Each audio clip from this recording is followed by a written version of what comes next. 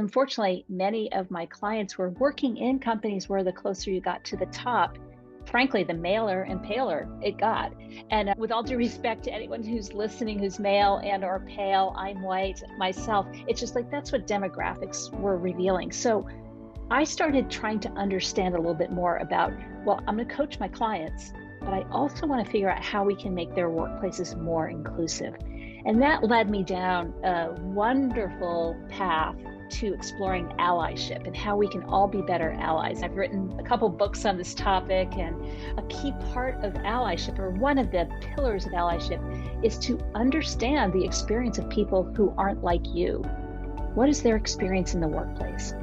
And for women, and especially women of color, part of that experience is being expected to do more glue work than their peers. And what is glue work?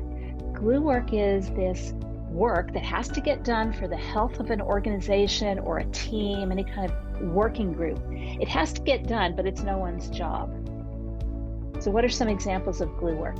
If there is no program manager or project manager for a team and you're having a weekly project meeting, somebody's got to take the notes and track the action items and set up the follow-up meeting. Oh, and by the way, ping all the people who didn't show up on time to the meeting. These are all examples of glue work that, again, need to get done for the health of the organization, but aren't anyone's job. And there's research showing that people are voluntold or expected to do this work mostly are women and women of color.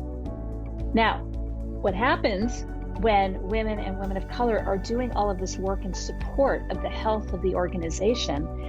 First of all, it's busy work. They're busy doing that instead of maybe something else that is going to have more impact, that they're going to be measured on in their annual reviews and so forth. So they're busy. They get burned out. They're also seen at a lower level than some of their peers because they're in service of everybody else's success.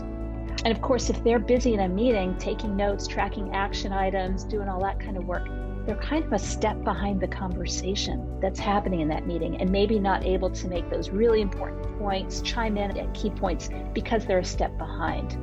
So it's really a bad thing. And I raise it in my work on my books and newsletter and speaking on Better Allies so that people are more aware of it, and that allies, not just white men, but anyone, spots this glue work and makes sure that it's getting disrupted and not just going to the same people who are always so kind and saying, sure, I can take the notes again this time, or whatever it might be.